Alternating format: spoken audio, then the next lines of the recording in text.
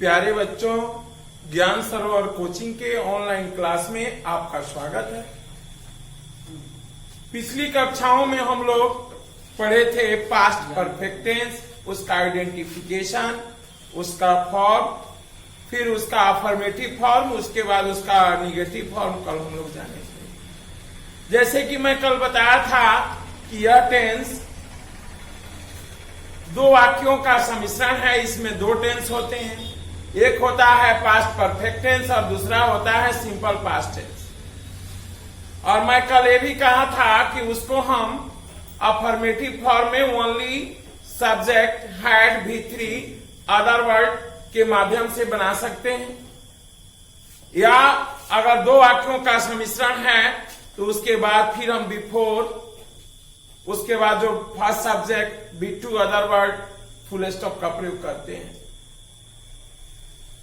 कल की कक्षाओं में आप लोग जाने थे उसका अफर्मेटिव फॉर्म, उसका negative form, sentence pattern for the affirmative sentence और sentence pattern for the negative sentence. आइए आज हम लोग जान रहे हैं उसका इंट्रोगेटिव सेंटेंस फॉर्म, यानी sentence pattern for the interrogative sentence, अर्थात पास्ट परफेक्ट टेंस के वाक्यों को इंट्रोगेटिव फॉर्म अर्थात प्रश्नवाचक वाक्य में बनाने का नियम।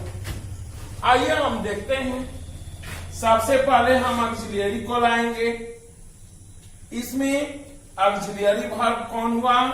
हैड, उसके बाद सब्जेक्ट, उसके बाद V3 यानी मेन वर्ब, मूल क्रिया का तीसरा रूप, other word interrogation marks. As में देखेंगे आप। क्या मैं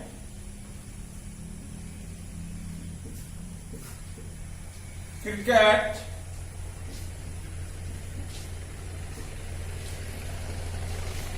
खेल चुका था? Had I played cricket? दूसरा देखते हैं, दूसरा एग्जांपल, क्या आप लोग अंग्रेजी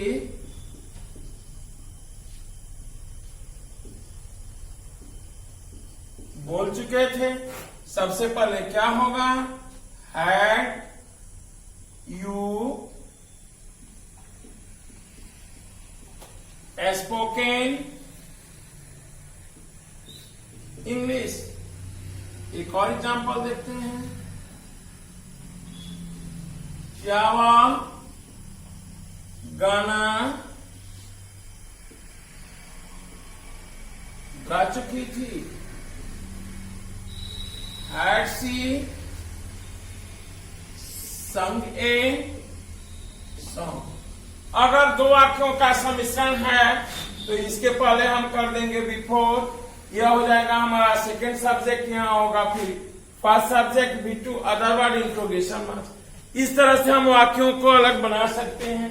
तो अभी आपने जाना उसका इंट्रोगेटिव फॉर्म, यानी इंट्रोगेटिव सेंटेंस में बनाने का नियम। सबसे पहले हम हैड ऑक्सिलियरी वर्ब का प्रयोग करेंगे, फिर सब्जेक्ट, फिर मेन वर्ब का तीसरा रूप, मूल क्रिया का, अदर वर्ड इंट्रोगेशन मार्क्स। इस तरह से आप इन वाक्यों का ट्रांसलेशन आप बना सकते हैं। जैसे क्या वे लोग कॉलेज जा चुके थे? Had they gone to college? क्या सचिन शतक लगा चुका था? Had Sachin scored a century? अब एक वाक्य को आप तीन तरह से बना सकते हैं। आइए अब हम देखते हैं sentence pattern for the interrogative plus negative sentence. हाँ, तो यह है हमारा interrogative plus negative sentence form, अर्थात पास्ट परफेक्ट टेंस के वाक्यों को इंट्रोगेटिव प्लस निगेटिव सेंटेंस में बनाने का नियम। आइए देखते हैं हम कैसे बनाएंगे। सबसे पहले हम हैड लिखेंगे, उसके बाद subject not V3 other word interrogation marks. As में देखेंगे, क्या वे लोग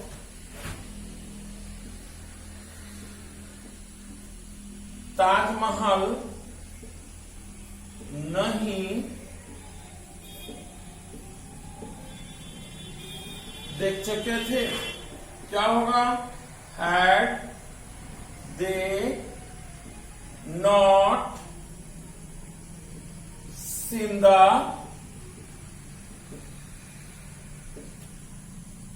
ताजमहल। दूसरा देखिए, क्या वह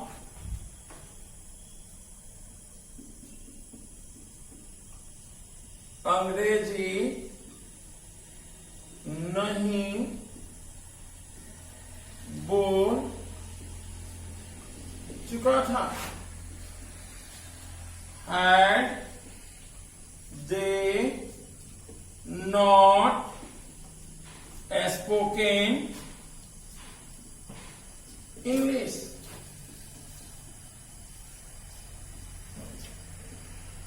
क्या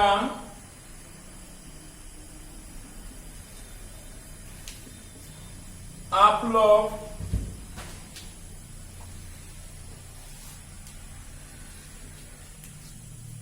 बाजार नहीं जा चुके थे? Had you not gone to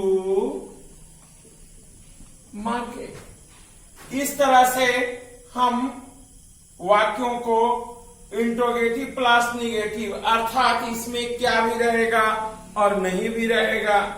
क्या रहेगा तो उसके लिए हम ऑक्सिलियरी वर्ब हैड को लाएंगे, सब्जेक्ट लिखेंगे, नहीं है तो निगेटिव वर्ड नॉट का प्रयोग करेंगे। उसके बाद मूल क्रिया अर्थात मेन वर्ब का तीसरा रूप अदर वर्ड और इंट्रोगेशन मार्क्स का प्रयोग करेंगे। अब एक वाक्य को हम चार तरह से बना सकते हैं। मैं पढ़ चुका था, मैं नहीं पढ़ चुका था, क्या मैं पढ़ चुका था, क्या मैं नहीं पढ़ चुका था। आइए अब इसका लास्ट फॉर्म देखते हैं, WH क्वेश्चन फॉर्म।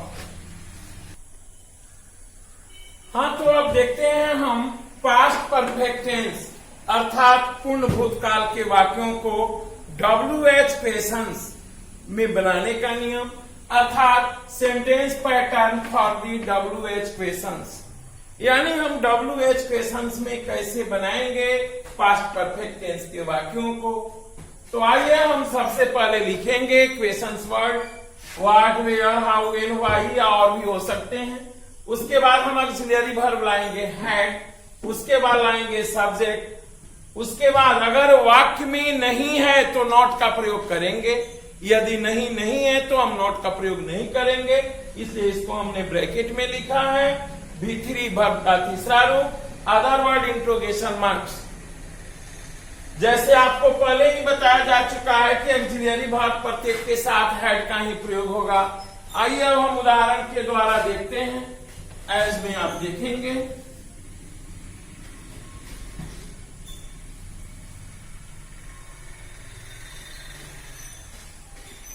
वे लोग क्या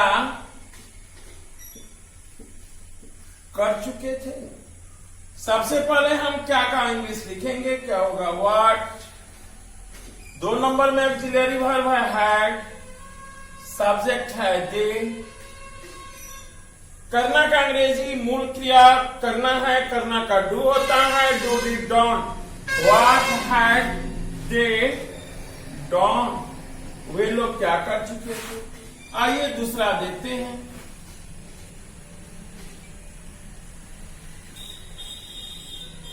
आप लोग कब क्रिकेट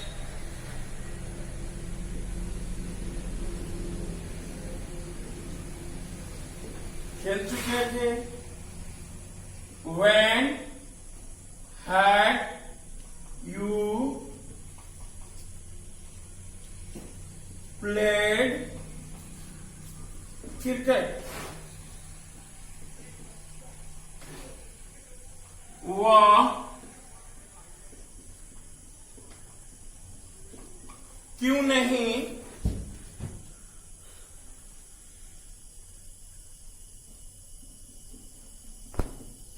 अंग्रेजी बोल चुकी थी। Why had she not spoken English? अब इस तरह आप एक वाक्य को 5 तरह से, 6 तरह से या अधिक तरह से आप बना सकते हैं। उसका affirmative form, negative form, interrogative plus negative form और WH क्वेश्चंस फॉर्म। अब आप एक वाक्य को कई तरह से बना सकते हैं। हम लोग का चल रहा है टाइम एंड टेंस, तो आइए हम टाइम एंड टेंस, यह हमारा टेंस का स्ट्रक्चर फॉर्म तो समाप्त हुआ। अब टाइम अर्थात हम कहां कहां इसका प्रयोग करते हैं। Use of past perfect tense. अब हम जानेंगे पास्ट परफेक्ट टेंस का प्रयोग। हाँ, तो अब हम देखते हैं use of past perfect tense अर्थात पूर्ण भूतकाल का प्रयोग। इसमें हम पहला यूज पहले जानेंगे। पास्ट में संपन्न हुए 2 कार्य, अर्थात बीते हुए समय में यदि 2 कार्य संपन्न हो, जिनमें एक पहले हुआ हो और दूसरा बाद में, तो पहले समाप्त कार्य को बताने हेतु पास्ट परफेक्ट टेंस का प्रयोग किया जाता है। यदि 2 कार्य संपन्न हुए, तो जो कार्य पहले संपन्न हो गया होता है उसके लिए हम पास्ट परफेक्ट टेंस का प्रयोग करते हैं। जैसे अब उदाहरण देखेंगे।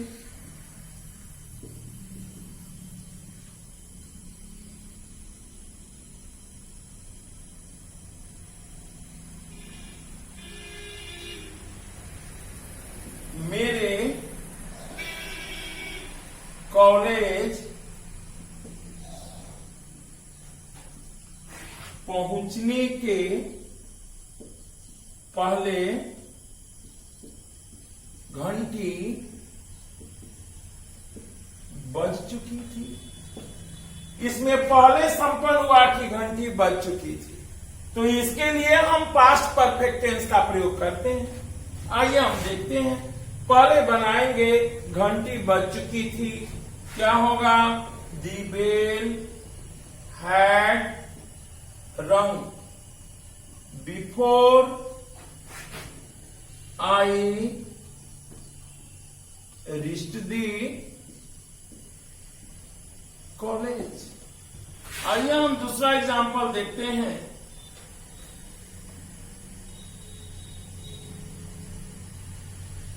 शिकारी के आने के पहले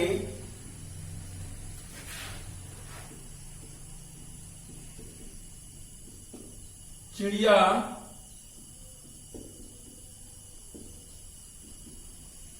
उड़ चुकी थी, क्या होगा? दी बर्ड्स हैड फ्लोन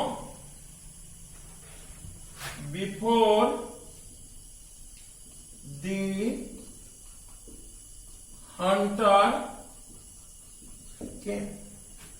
अब इस तरह से हम बहुत सारे वाक्य को बना सकते हैं, जिसको मैं अफर्मेटिव फॉर्म में बताया हूं। यानी पास्ट में यदि 2 कार्य संपन्न हुए हैं, तो पहले संपादित होने वाले या पूर्ण होने वाले कार्य के लिए हम पास्ट परफेक्ट टेंस का प्रयोग करते हैं, जबकि बाद में संपन्न होने वाले जो दूसरा कार्य संपन्न होता है उसके लिए हम सिंपल पास्ट टेंस का प्रयोग करते हैं। आइए अब हम जानेंगे इसका यूज टू अर्थात प्रयोग नंबर 2। हाँ, तो अब देखते हैं हम इसका यूज टू प्रयोग नंबर 2। भूतकालीन न पूरा हुए शर्त सूचक वाक्यों में, अर्थात मैं क्लॉज में पढ़ाऊंगा। यह है adverb clause of condition. Adverb clause of condition में भी हम पास्ट परफेक्ट टेंस का प्रयोग करते हैं या पास्ट परफेक्ट टेंस का प्रयोग किया जाता है। एक बार और फिर आप देखेंगे। भूतकालीन न पूरा हुए शब्द सूचक वाक्यों में पास्ट परफेक्ट टेंस का प्रयोग किया जाता है। इसका विस्तृत डिटेल मैं आपको आगे जब क्लॉज पढ़ाऊंगा क्लॉज में बताऊंगा। ये शर्त सूचक वाक्य होते हैं, अर्थात एडवर्ब क्लॉज ऑफ कंडीशन। वैसे क्लॉज जिनसे शर्त का बोध हो उसे हम एडवर्ब क्लॉज ऑफ कंडीशन कहते हैं। और शर्त सूचक वाक्यों में भी हम पास्ट परफेक्ट टेंस का प्रयोग करते हैं। ऐसे देखेंगे, उदाहरण के द्वारा मैं आपको बता रहा हूं। अगर मैं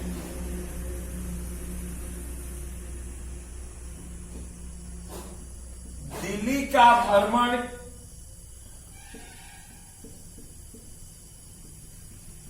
किया होता तो मैं ताजमहल नहीं, लाल किला, तो मैं लाल किला देखा होता।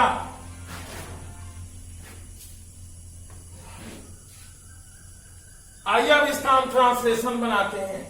हमारा है, अगर मैं दिल्ली का भ्रमण किया होता तो मैं लाल किला देखा होता। शर्त है कि लाल किला देखने जाने के लिए हमें कहां जाना होगा? दिल्ली जाना होगा। ये शर्त सूचक वाक्य है। इसका ट्रांसलेशन हम दो तरह से बना सकते हैं। चूंकि इफ और हैड दोनों का अर्थ होता है अगर, हैड का भी अर्थ होता है अगर और इफ का भी अर्थ होता है अगर। हाँ, तो अब इसका हम ट्रांसलेशन देखेंगे। देखिए इसको दो तरह से, इसका होगा if I had visited Agra, comma I would have seen the Red fort. यह शर्त सूचक वाक्य है। इसके लिए भी हम, या इसको ट्रांसलेशन हम ऐसे भी बना सकते हैं। इसको मैं बताया था, इफ का भी अर्थ होता है हैड और इफ का अर्थ होता है अगर और हैड का भी अर्थ होता है अगर। आइए अब हम एक ट्रांसलेशन फिर हैड से बनाते हैं। इसको ऐसे बना सकते हैं, had I visited Agra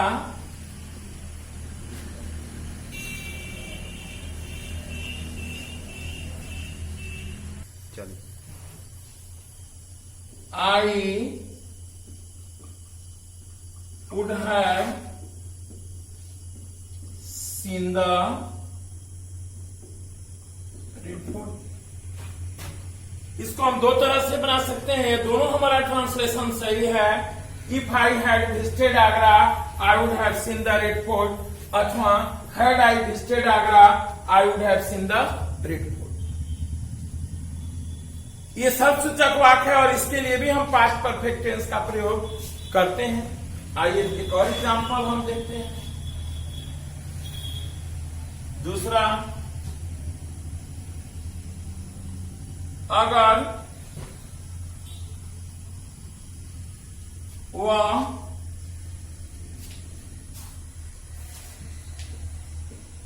Patna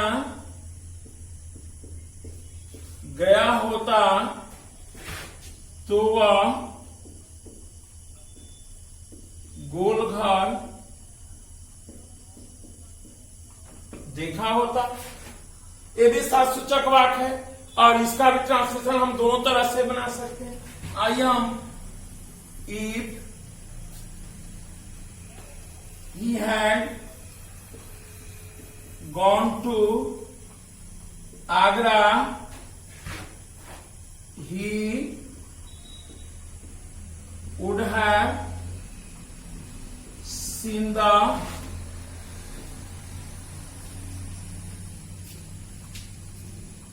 Golghar, अथवा had he gone to Agra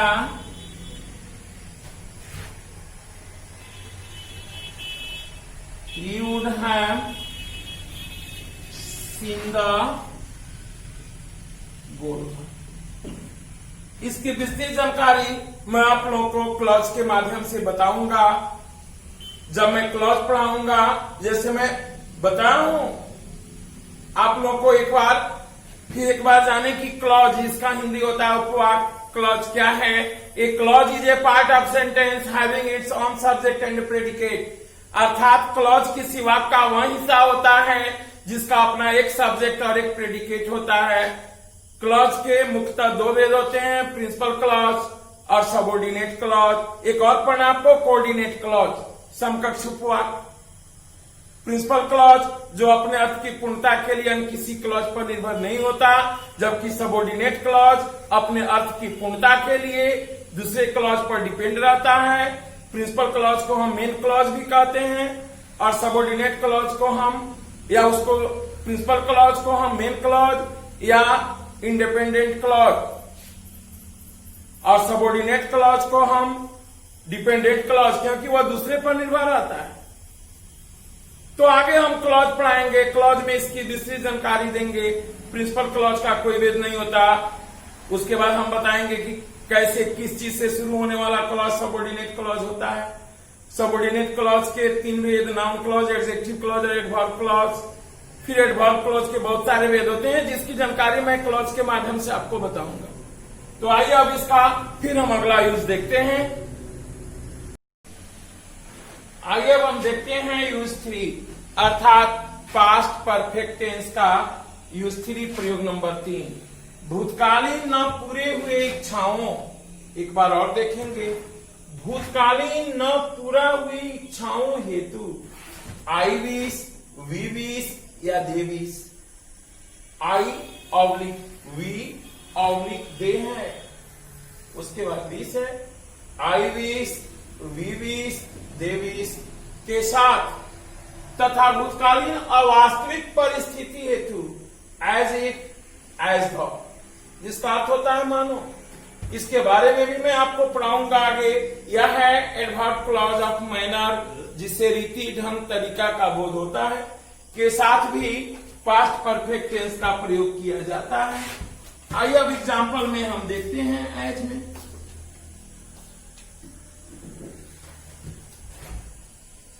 I wish I had accepted the job.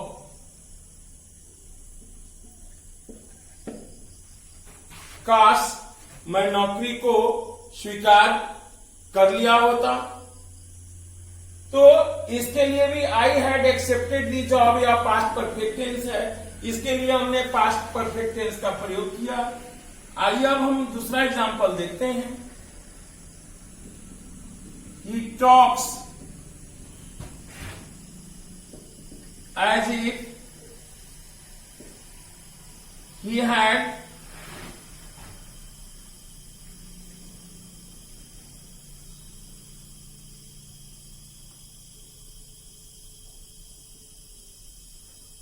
already visited Delhi. वह ऐसे बातें करता हो मानो वह पहले ही दिल्ली का भ्रमण कर चुका हो। इसके लिए भी हमने he had already visited Delhi या पास्ट परफेक्ट टेंस है, इसके लिए भी हमने पास्ट परफेक्ट टेंस का प्रयोग किया। मैं एक बार और बता दूं, as if और as though का अर्थ होता है मानो, I wish जिसका हिंदी होता है काश। आइए एक और एग्जांपल देखते हैं।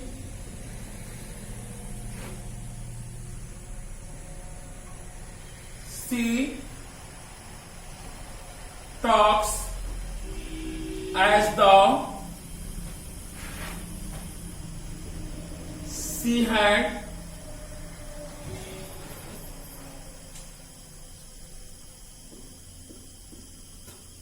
spoken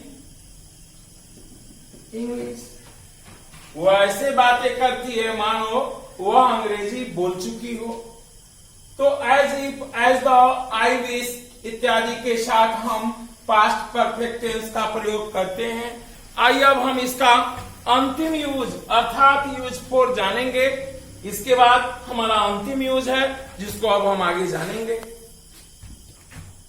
आइए अब हम देखते हैं इसका अंतिम अर्थात यूज फोर। प्रयोग नंबर 4, पास्ट परफेक्ट टेंस भूतकाल के उन कार्यों या घटनाओं को व्यक्त करता है जो इनके घटित होने का कारण हो। ऐसे वाक्यों के लिए भी हम पास्ट परफेक्ट टेंस का प्रयोग करते हैं। आइए अब एग्जांपल हम देखते हैं। एज में देखेंगे, I did not recognize him before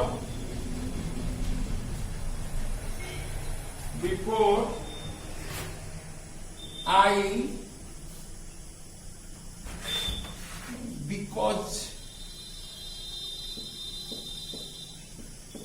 because I had never seen him before। देखेंगे, I did not recognize him because I had never seen him before। मैं उन्हें नहीं पहचाना, I did not recognize him। मैं उन्हें नहीं पहचाना because क्योंकि I had never seen him before। मैं उनको पहले कभी नहीं देखा था। मैं उनको पहले कभी नहीं देखा था, जिसके कारण मैं उसको नहीं पहचाना। तो आपने देखा, I had never seen him before, मैं उसे कभी नहीं देख चुका था या देखा था। यह है हमारा पास्ट परफेक्ट टेंस। अब इसी के साथ हमारा पास्ट परफेक्ट टेंस समाप्त हुआ। अगली कक्षाओं में हम जानेंगे पास्ट टेंस का अंतिम भेद अर्थात उसका चौथा भेद, पास्ट परफेक्ट कंटिन्यूअस टेंस। उसके बाद हमारा शुरू होगा फ्यूचर टेंस। अब आप इस तरह से अपना कोई भी इससे रिलेटेड ट्रांसलेशन हो, आप उसको बना सकते हैं। और आप अपनी इंग्लिश में अच्छी जानकारी के लिए आप इस चैनल को सब्सक्राइब करें, बेल आइकन को दबाएं और अपने भविष्य को उज्जवल बनाएं। और एक बार फिर नेट क्रैकर को न भूलें। आप अपने फ्यूचर में अच्छा होने के लिए, रिसर्च की दुनिया में जाने के लिए, अनुसंधान के लिए, खोज के लिए आप विमल सर के साथ जुड़े रहें और अपने भविष्य को बेहतर बनाएं। और अगली कक्षाओं में फिर मैं आपको बताऊंगा पास्ट परफेक्ट कंटिन्यूअस टेंस। इसी के साथ आज धन्यवाद।